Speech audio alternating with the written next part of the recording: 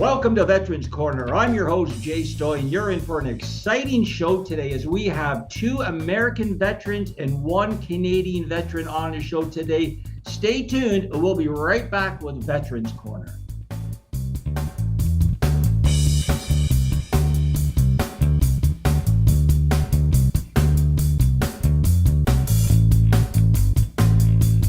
Welcome back to Veterans Corner. Before I get started, I do want to thank wellbeings.ca for being our lead sponsor. Check them out, wellbeings.ca. They focus on helping people who have mental health issues, pain, and addiction, run by Peggy Shepard and her wonderful team out here in Burlington. But we're right across Canada and we're in the US. Our whole focus is to get our heroes, veterans, healthy, give them a new purpose and maybe a job in the media with the disability channel. So thank you for everybody supporting. On the show today, we have three wonderful gentlemen. We have from Texas, we have Calvin Hill. He's going to tell us all about his Mr. and Mrs. USA military pageant. This is very exciting. I've never heard about this, so we're really excited to learn. Maybe we can bring it to Canada. That would be very nice. We also have another veteran from Texas. We have Cesar Signs. Now, Cesar's a big podcaster with a lot of viewers, spreading a good word, spreading opportunities, letting veterans come onto his platform and share their stories, and hopefully it can help other veterans. And last but not least, we have our Canadian veteran. I have a real strong tie with Fraser Newcomb, 85-year-old Navy veteran, a stellar performer. He's a musician who goes on tour across Canada. We just did a tour last May, hitting, I believe, 7 or 8 legions in Ontario, along with old age homes. He rocked it. He rocked the show. It was great. So, guys, thank you so much for taking the time out of your busy schedule to join us today on Veterans Corner and the Disability Channel. Thanks for having us. Yeah, thanks for having us. So this is great. So what we're going to do, we're just going to do troubleshooting. We're going to go around the horn. We're going to ask questions. I want to start with Calvin first. So Calvin, again, thank you for your service. Thank you for being a hero. Thank you for protecting our countries. Tell us a little bit about yourself, a little bit about your time in the service, and a lot about the pageant. And I know the guys have questions, so I'll take it away, Calvin.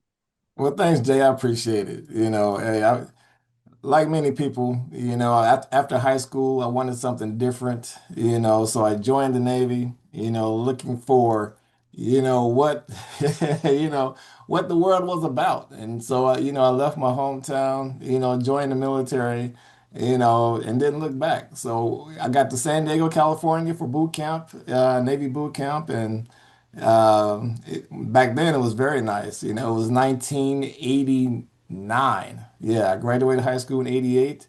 89, I was in San Diego for boot camp. And it's nice and sunny San Diego, California, home to the Pacific Fleet. Saw some beautiful countries. I visited over 14 different countries, mostly in the Pacific Ocean, Pacific side. It was just a great time. And so I am very, very grateful for the opportunities that the Navy brought me. And so while I was in the Navy, I saw firsthand how my coworkers in the military were being treated, when it came time to getting an award. Most of the time it was in the middle of an ocean, thousands of miles away, at the award ceremony on the ship. When the guys and girls are getting up to get an award, there's nobody there to share it with. Their loved ones were, thousands of miles away. So you got this guy or this girl up there getting an award, but there's nobody for them to share it with. So this is their moment of glory in the military. And, they're looking around and they just have their peers, to share this moment with.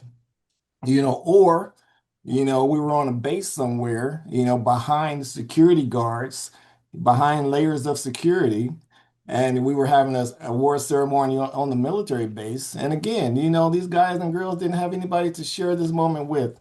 And so then I knew that I had to do something about that. And so that's why today we have the Mr. and Miss Military Pageant Showcase, to showcase, celebrate, and to appreciate and recognize the accomplishments of our military veterans. And so that's how that came about. I really like that because I know you say it's a pageantry, but it's much more than that. It's about giving back to the community. So can you explain to like I don't want people to get the wrong idea. Obviously, it's a pageantry, and I know you have the lights and the cameras, and you have exposure, and you're showcasing the best of the best. But tell us a little bit behind the scenes, like what it's all about. Sure. So our event gives back to the community by having military veterans, active duty or non-active duty, or their family members, signing up. Now, once they sign up, they have to promote their favorite nonprofit organization on social media at least, twice a month. That's the minimum requirement, at least twice a month. And we do that, to help these nonprofits get new donations, new members, and extra exposure, for their causes. This is how we help make these nonprofits strong because if we can make our nonprofits strong, then the individuals and families that rely on these nonprofits and these communities will be even stronger. And so that's how our event is different, from other pageants out there, other events, because when I started this, I didn't want this to be like a traditional pageant. I want this to be, something that military veterans can call their own and they can be proud of, for years to come. This is great. So we're gonna flip it around. I want to talk to Cesar now, but if people are watching right now and they want to check it out, is there a website they can go to, Calvin, right now while the show's going on? Oh, yes, sir. Website is mmmilitary.net. Excellent. So so 3M's military.net. That's wonderful. Okay, so let's flip it over to Cesar. Cesar, again, thank you for being on the show today. Thank you for your service. You're a hero in our eyes. Tell us a little bit about your service and tell us about your gigantic podcast. Thanks for your support. It's not gigantic. Really, all this started out as is an informational YouTube channel for my VFW post, and it transcended into something that I can't control anymore. All right, so we'll leave it at that. So I actually like Calvin here. I wanted something different from the everyday life. So I was like, I actually joined the military for the educational opportunities, right? So my parents were immigrants from Mexico, and there was not a lot of opportunity as far as education. Therefore, like I had to find my own way to get educated and go to school, keep going to school. Otherwise, it was just go work in the fields in California. I'm a Southern California kid, grew up there, and so in '96 I graduated high school. Went to community college for about 4 years, and when I was 22, I joined the military. And what year? What year did you join? It was 2000. Okay. It was before 9/11. So Okay.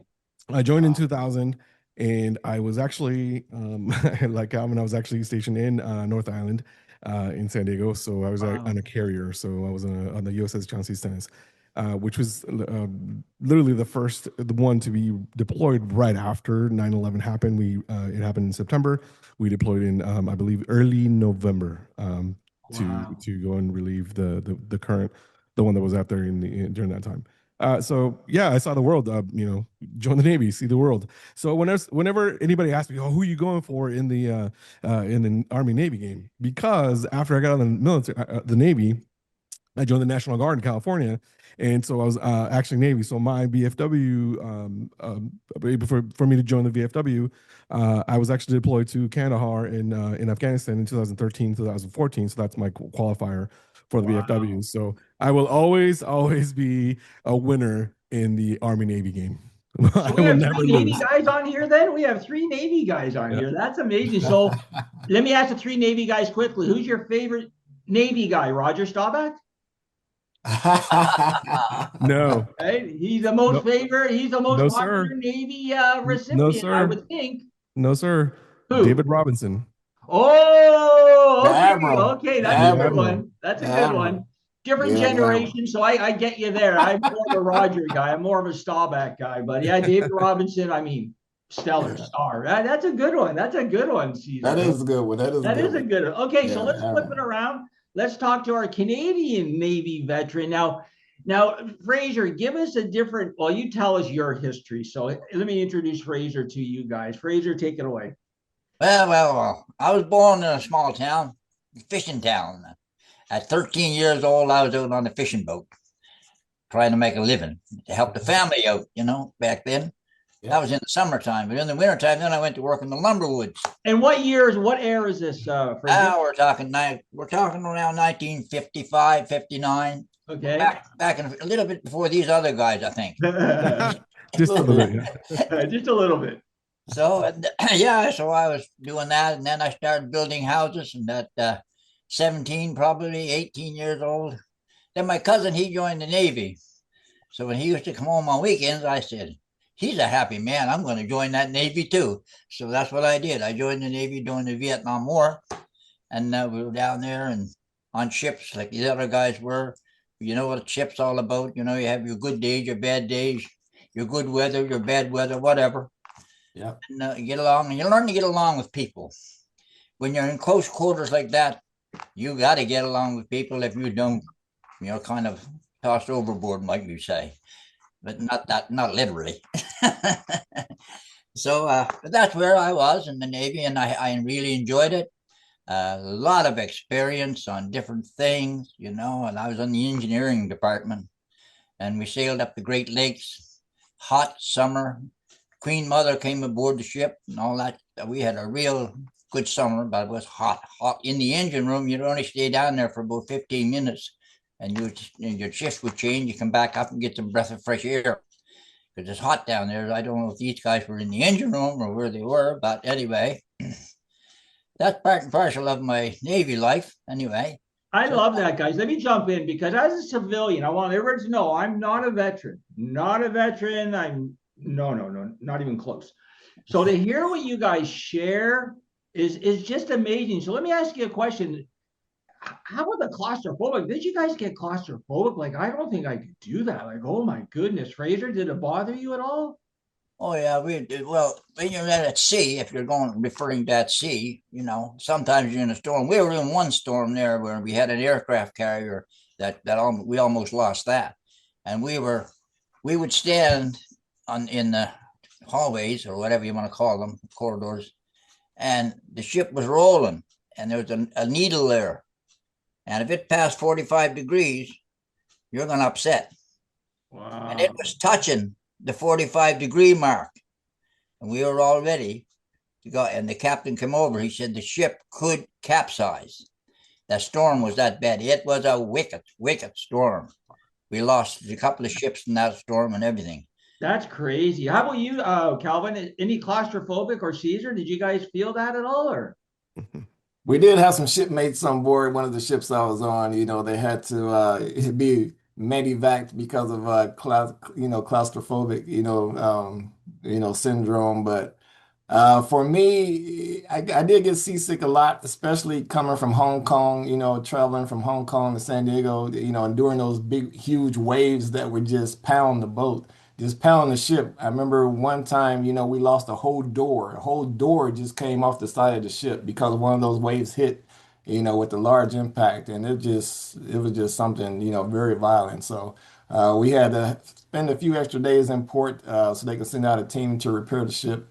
And then we got back underway. But yeah. As far as claustrophobic, we did lose a few people, that couldn't take it, especially during those rough seas.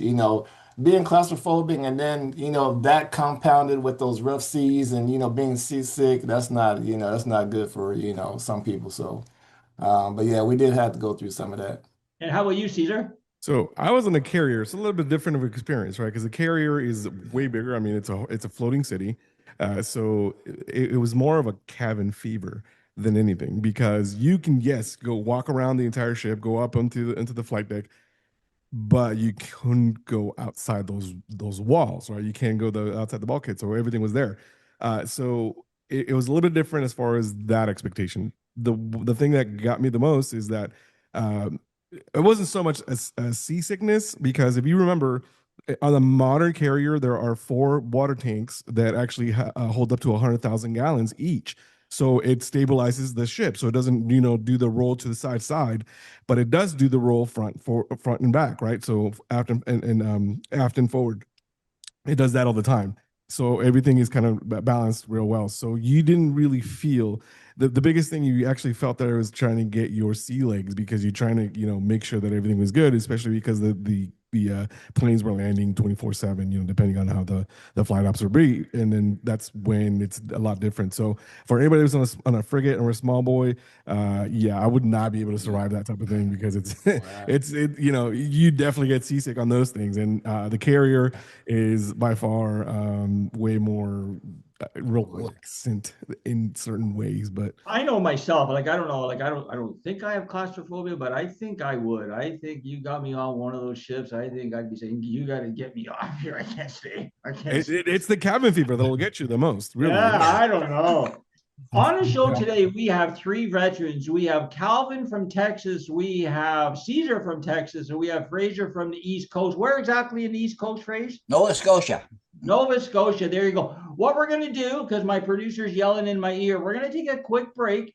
And when we come back, we're going to talk about how they transition from their service life to their civilian, some hobbies, maybe some hobbies that help them in life in general, and a little bit of advice for new soldiers coming into the military. So you're watching Veterans Corner. I'm Jay Stoyan. Our show today is being sponsored by wellbeing.ca. Check them out. A wonderful health platform, health center, helping people, veterans, persons with disabilities, able-bodied. Stay tuned. We'll be right back with Veterans Corner.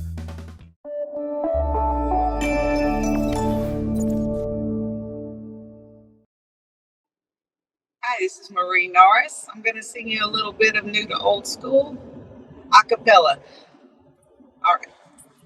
If you never sipped a Coke from a cold glass bottle, drank water from a garden hose. If you're an addict, praying static, craving that country gold. If you never, ever wrote a love letter or used a phone with a dial, let me say a little personal touch never goes out of style. I might not play as fast as you, but I'm still having a ball. You just need some time to catch up to me, that's all. Let me bring you up to speed on cool.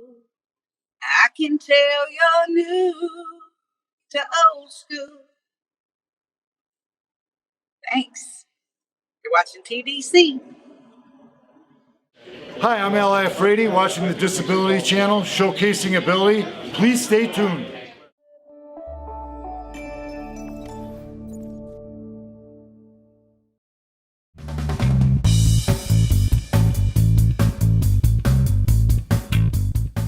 Welcome back to the show. You're watching Veterans Corner. On the show today, we have three heroes. We have two veterans from the USA and one veteran from Canada. We're interacting, we're sharing, we're supporting each other. We're sharing good information. So if you're a veteran out there and you're watching and you want to connect, please go to the disabilitychannel.ca. If you're in trouble, go to wellbeings.ca. You can email me, you can call me. We're here to help you. If you just want to come on and meet new friends, interact with fellow veterans, because a gentleman, Scott Snow, another veteran we had on. This guy's, what a story he had. He went to the Dusseldorf Games Invictus in 223. He was an able-bodied veteran, and they asked him to, hey, you want to be a member of the, I think it was the basketball team or rugby team, wheelchair?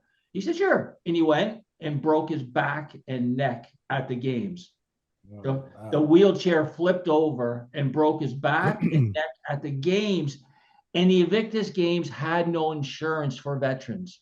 My goodness. Had no insurance. So a bad thing, a horrible thing, turned into a positive thing because they said, oh my goodness, we better get insurance for veterans. So thanks to Scott, he was in the CBC. It's all over the news. It was in 223 at Dusseldorf. And then we also had on four-time champion, Super Bowl champion, Pittsburgh Steelers, Rocky Blyer. Wow, Rocky Blyer. Now, Rocky Blyer is going to be attached to the show as one of our friends, associate spokesperson. He told us all about how he made the Pittsburgh Steelers in 1968, was drafted in 69. So the trainer, he's in the dressing room. The trainer comes up to him and goes, hey, Rocky, you got some mail. You got a fan mail. And he's going, oh my God, that's my first letter. I've never got, that's my first letter. Let me see. And then he goes, "You've been inducted into the U.S. military." Inducted. I love that word. Oh, no. Inducted. Oh, man. So he's sitting in the dressing room going, I'm going to Vietnam. And they're going, "What? No, no, we'll get you out." They couldn't get him out. Like they said, "Well, we'll get you National Guard or whatever." And no, Yeah. didn't work. He had to go Wow. over, got severely injured in Oh, Vietnam. After making the team, got severely injured. The doctor said, "You'll never walk again." Came home, went back to the team, spent 2 years, 2 years rehabbing his injuries. And the owner, Mr. Rooney, the Rooney family, gave him a place, like kept a place for him on the team. Like wow. what a story, right? Mhm. And not only that, but he still wasn't going to go through with it. And one of his teammates, who I know because I'm a huge NFL fan, I don't know personally, but Andy Russell, which is one of the three linebackers, went to his house personally and told him, "We need you on the team." So he went back. Obviously, he was an integral part. He was Franco Harris's running back line, teammate in the backfield, 4 Super Bowl champs. But I think the best story, and I said, "Okay, your favorite teammate." And he went, "Oh, my roommate, Jack Lambert." I went, "Your roommate was Jack Lambert?" He goes, "For 7 years." Wow. And he 7 goes, years. "If you Wow. didn't play well on the field, oh, you would hear from it from Jack in the dressing room." Like in a locker room. Wow. So yeah, I just wanted to share that because again, Rocky Blyer, maybe one of the most famous veterans besides obviously Pat Tillman. I mean, all you guys are famous, but you know what I mean. So he's going to lend his celebrity to the channel. Hopefully, we're going to get the Pittsburgh Steelers involved, the alumni, the NFL, because we all know that so many veterans are attached to the NFL. So again, I just wanted to sort of segue with a little bit of great information. Let's talk about this. Calvin, is there any do you have any hobbies in your life? And do you have any hobbies in your life that saved your life? Uh, you know, uh, as a military veteran, that deals with, a little bit of depression, my favorite hobby is going to be, and it has to be, I love movies. I love movies. Whenever, I feel the need to just, kick back and just get lost into a movie, to find a good movie, just jump through the screen, and just see the characters close up, just jump through that screen, whatever they're going through. It's like I'm there with them. It's like I'm running through the field with them or in the car chase with them. I put myself in that, and that's how I can escape. Whatever it is that I'm going through at the moment. So Nice. that's probably an important hobby to me because once I find a movie, I get lost in it, and then most of the time my wife is like, she doesn't like watching movies with me because I might say something like, "Oh wow, look at that fake blood," and then she's like, You're ruining my experience right now." So I'm like, "Okay, okay, okay, okay, okay, I'll try to stop," but I just can't. Nice. I'm always picking movies apart. I'm like, "Oh, what's this? What's that? What's this?" And so she can't stand it, but for me, that's my love right there. I have a degree in media arts, and so. I love movies, and when I retired from the Navy, that's one thing I wanted to do. I wanted to leave the Navy and go into TV production. I wanted to do a Nice. reality TV show.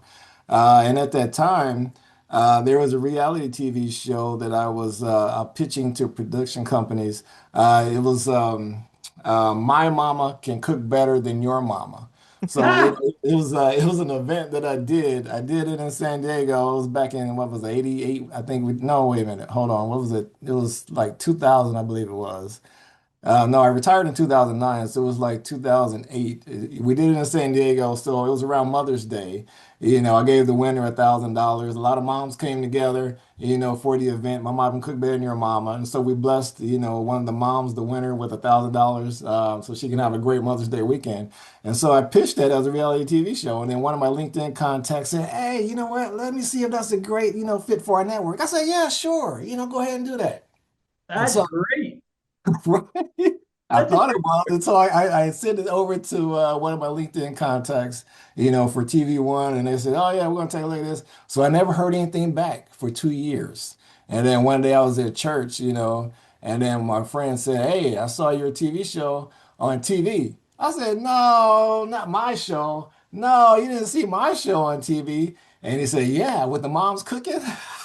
wow, they stole your He's like, idea. yeah, I saw it on TV. I said, nope, not my show. And then I went home and Googled it.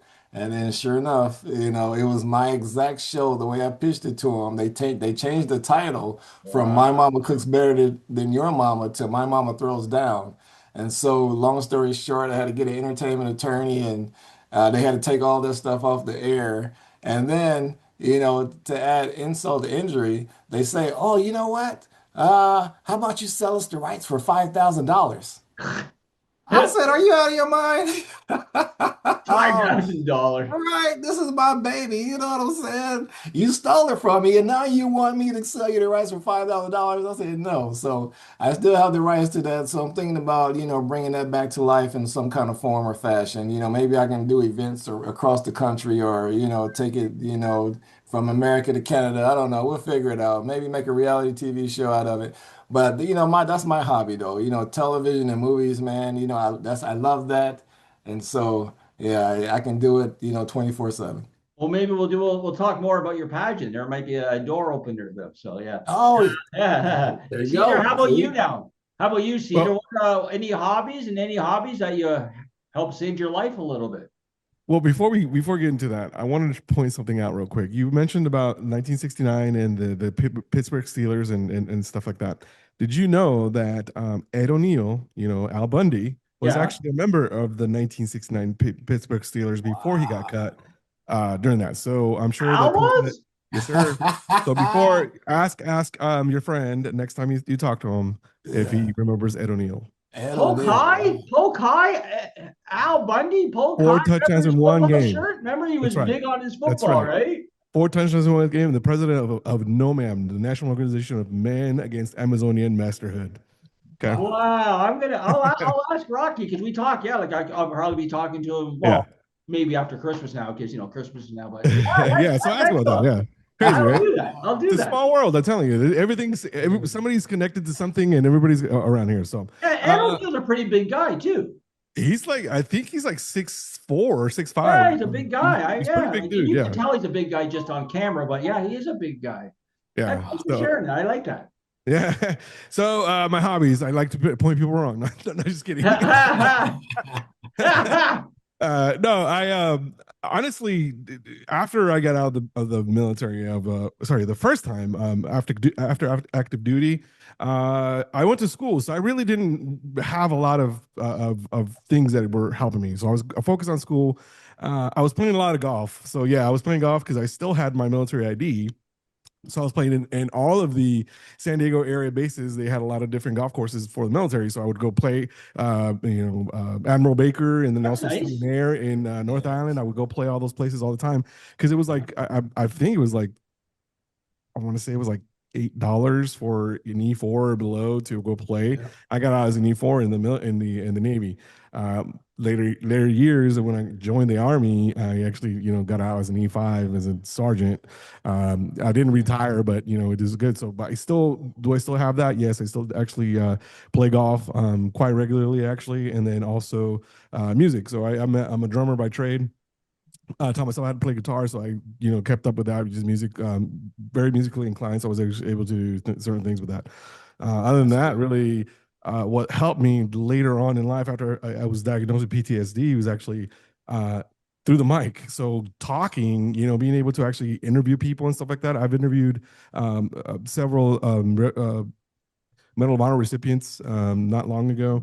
I had the daughter of a Master Sergeant Roy Benavides, who's actually 1968. He was actually a recipient of the Medal of Honor given to him by President Reagan. And so I interviewed her for a while, and she's probably one of we talk quite often now because she wants to get into podcasting as well. So I'm trying to get her to do all this because she's trying to keep the legacy of her dad alive.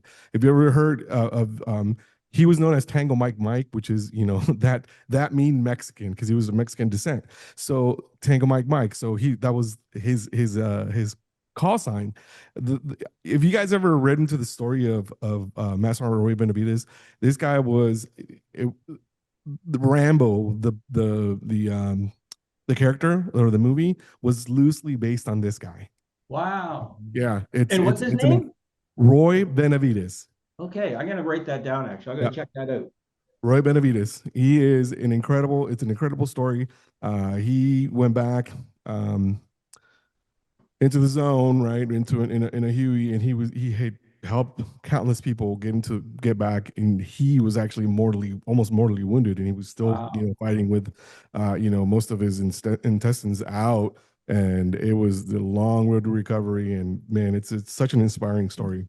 Well, thank you for sharing that, Cesar. So, okay. And then Fraser, yourself, now your hobby, I know, but tell our viewers what saved your life. I already know, but you go ahead. Oh, there's a lot saved my life. I I had a lot. After I got out of the service there, I went working, woodworking and stuff like that. And then I got into the music business, of course, writing songs. I'm a songwriter and singer, songwriter, do shows and all that stuff. And then, but I also have a woodworking. I make the manufacturing wide plank flooring, which I still do today. As a matter of fact, I just hired a young veteran who left the Navy or the Army, and he's over there training now. So I got him in training, and he was on the streets and, down on his luck a lot. I picked him up, and he was ex-Army. And now I got him training now, and he's loving it. He got him off the streets, off the drugs, off the booze. Oh, that's wonderful, Fraser. I would, if he wants to, I'd love you to bring him on the show when he's ready, and it just helps veterans. When I get him ready, Jay, I'll tell him. I'll say you should go on the show and tell him some of your stories, because he does have stories to tell. Ex-service. Let me share your story. Let me share your story a little bit, Fraser, with our viewers. So again, last May, I got contacted by Fraser through our veteran in music world, and he said, "I'm coming to Toronto, and I'd love to team up with you, Jay, and hire your services." And so I went on tour with Fraser, and I was he was the talent. Obviously, he's a musician. So we did. I was the MC. We had a couple auctions, live auctions. We gave some prizes away. We have some wonderful supporters. I want to give a big shout out to Dave Houghton and all the guys out on the East Coast. They gave items for us so we could auction off to raise funds for our program. So I don't know if you know this, Calvin, but what I do, I create employment programs in media. And with my partner, she has a health clinic. So what we do is we enroll veterans, which is covered by the VA. So if anybody's listening right now, Canada, we want to bring this to the USA. But if you're a Canadian veteran and you're struggling, and you have mental health issues or pain or addiction, you can enroll in our program. It's covered by the VA. We have accommodations. We have transportation. Just let us hold your hand, casual, at your pace. Come in and let us get you healthier, and then let us get you a new purpose in life, and let us get you a job, or just get healthy and go back to retired and sit on your couch or do your own thing. It's up to you, but that's what we do. So that's what we did with Fraser when we went across Ontario. Fraser was kind enough to hire the channel, and while he provided the audience with super talent, we showcased what we did in between the sets. So I really want to thank Fraser for doing that, and we're going to hopefully do it again this June, right, Fraser? I'm planning on June. I got 2 or 3 gigs already, and I'm looking at the Horseshoe Tavern. So. I have to say, again, I don't care. I know you probably don't care, but for an 85-year-old gentleman, this guy has more energy, more kindness, more experience, and he's willing just to, who's 85 years old and travels from the East Coast to Toronto? Because it ain't close. It's far. We're going to BC also, by the way. Yeah, and BC too. So why don't we take a quick break? When we come back, I want to ask you guys a little bit of advice for new soldiers coming into the military, and maybe a cross-border question. So I really thank the guys for being on today. On the show today, we have 3 veterans. We have Calvin Hill from Texas. He owns the Mr. and Mrs. Military Pageant. Well, you're going to hear more about that in the shows coming up. We also have on famous podcaster, Cesar Science from Texas again. Tell us all about his service. And of course, Fraser Newcomb from Nova Scotia, our East Coast veterans. So stay tuned. You're watching Veterans Corner. We'll be right back.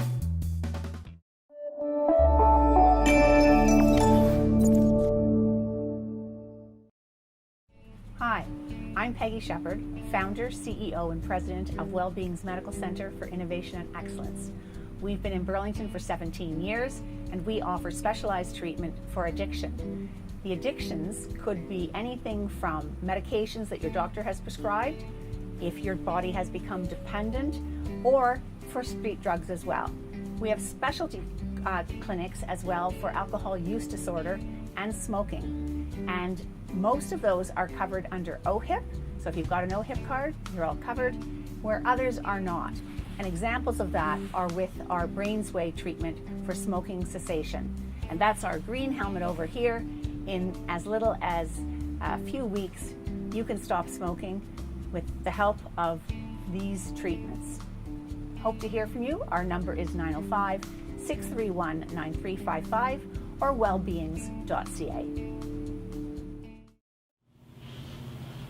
Hello everyone, I'm Burlington Mayor Marianne Mead Ward, and you are watching the Disability Channel, showcasing abilities.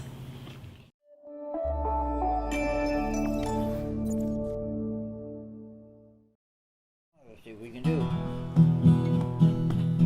Well, here's the train a-comin', it's rolling around the bend. I ain't seen the sunshine since I don't know when. I'm stuck in Folsom Prison. Time keeps dragging on, and that train keeps rolling on down in San Antonio. When I was just a baby, my mama told me, son, always be a good boy, don't ever play with guns. But I shot a man in Reno just to watch him die. When I hear the train a-comin', I hang my head and I cry. Welcome back to Veterans Corner. I'm your host, Jay Stoyan. And on the show today, we're talking with three heroes. We're talking with three veterans, Calvin, Cesar, and Fraser. We have a couple more questions I want to ask you guys. One would be, Calvin, for a new person coming into the military, what advice would you give them? That's a great question, Jay. New person coming into the military, I would tell them to do your homework before you come into the military, and once you do get into the military, start planning for life after the military. We have too many veterans that get out and they don't know, what they want to do when they get out, and then it's just, a slow, slow process from there. But I would say do your homework before you come in.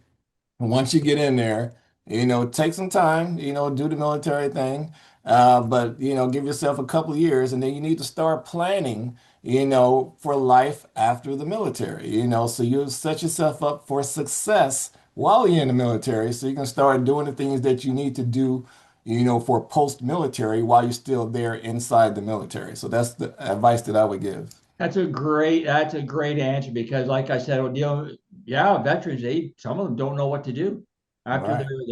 their service is over. They're lost. So I thank you for sharing that. Cesar, yourself? So for me is don't settle, right? So the recruiter and MEPS, when you go, especially in the US, when you go to MEPS, they'll sell you whatever the needs of the service is, right? So let's take it in the Navy, for example. They say, oh, well, we are in need of firefighters. Oh yeah, what kind of firefighters? Like, oh, you'll be up in the flight deck, do this, not. If that's not what you want to do, when you have a passion for flying, don't settle for that one job. Hold off. You don't have to, don't be pressured into actually taking that job that you don't want. And they're like, oh no, you'll be able to switch over anytime. It takes almost an act of Congress for you to actually switch over once you're in the military, or once you're in that job, to actually go to a different job. So don't settle for that. Don't go into a MEPS and say and tell them, take the first thing they pop up, because it's always, yes, I get that it's always the need of the Army, the Navy, whatever, But if you have something in mind that you want to do, like Calvin said, um, look at post military life, right? So you're able to do, if you get into an IT job, you're all those certifications you get while you're in the military, all those IT certifications you'll be able to carry over on your civilian side. So think about things of that nature. Don't settle for the first thing that comes into mind. I remember when I went in, they said, "Oh yeah, you can go undesignated." Undesignated means that there's no job, right? But you can go undesignated seaman, which would be basically going into the deck department. You're chalking, chaining, you're painting the hull, doing all this stuff. Crap. All right. Or you can go on designated air, which is basically you'll be doing the crappiest jobs like chalking and chaining, which I did, working the arresting gear wires, doing the fuel, all that stuff. Don't settle for that. It's a almost, I hate to say it's a dead end, and people that actually do end up going that way hate life after that, and they only do like at least one enlistment. That's it. So set yourself up for success and don't settle for the first thing that they tell you, because they're gonna, they have numbers that they have to fill, so they're going to fill what people right away. So if you have something in mind, like you want to fly, you want to be in IT, you want to be in communications, you want to do radar, those are the things that you really have to set boundaries for yourself. Be like, nope, I'm not settling for that. Nope, nope, nope, nope. Until this comes open. No, that's a great tip, because like you said, how would you know, right? If you're not in the military, right, how do you know? You don't know. So thank you for sharing that, Cesar. Fraser, yourself? Piece of advice? They pretty well covered everything, but I would say be yourself and focus on and grab at different things. If you got opportunities, learn as much as you can possibly learn from different areas, like an engineer or seaman or signalman or whatever, and then pick out what you like. And when you get back to civil life, you can use that and do it if you want, if that's something that you're interested in. But do get something that you're interested in that's going to pass the time, that you're not going to sit on a couch and smoke cigarettes all day long. To get out and do it. That's my motto anyway. That's great, Fraser. Okay, so before I let you guys go, so if people want to find out more about the pageantry, Calvin, where could they go again? Give out the website. So it's MM and then military.net. So 3 M's, ILITARY.net. And if people are interested in joining the pageant, they can just email you or go on a website and they can start the process, right? Yes, sir. Shoot me an email at info@mmmilitary.net. All righty. Thank you, Calvin. And Cesar, if people want to be on your podcast or just find out more about your platform, where could they go? You can go to the battlerhythmpodcast.com. That's actually my website now. The battlerhythmpodcast.com. There is a section where you can actually fill out to become to be a guest on the show. I have been on a hiatus for the last 3 months or so. There's some personal stuff that I had to take care of, but I should be coming back at the beginning of the year, full strong. And I have yet another Medal of Honor recipient that's going to be on the show. So I'm excited about that. So I'll just leave it at that. And I think you got 2 great guests right here in the new year. That's right. Right, there you go, right? Yeah. And Fraser, people want to hear more about your music, or they want to know where you're touring, where could they go? Yeah, just go to FraserNewcombMusic.net. That's my, and you'll find out all the information there, what I did in the past, where I'm going, what I'm doing. Or you can email me at FraserBellalion.net. Excellent. Well, that's great, guys. I really appreciate you taking the time out of your busy schedule to come on the show today. I'm just going to do a little bit of wrap. Again, on the show today, we had 3 veterans. We had Calvin Hill from the militarypageant.net. Check them out. We had Cesar Signs from his wonderful and popular podcast. And of course, we had Nova Scotia veteran, Navy veteran, Fraser Newcomb on the show. Check him out. He's going to be on tour next June, but you can just go to the channel. We'll give you all information regarding you want information on Fraser or Calvin or Cesar. Just check out www.thedisabilitychannel.ca. We'll connect you. It'd be wonderful to be a guest on the show. Before we let you go again, check out wellbeings.ca, the disability channel. Our focus is to help our heroes, veterans, when it comes to mental health, pain and addiction. We are both vendors of the VA, and we're trying to bring our positivity and success stories down to the USA. And with the help of Calvin and Cesar, and Rocky Blyer and so many more veterans in the USA, including Project Diehard. Check out Project Diehard. My good friend Brian Gibson owns 20 acres in Illinois, and his focus is 22, stop suicide. So again, Project Diehard, check them out. I'm Jay Stoyan. You're watching Veterans Corner. We'll see you next time.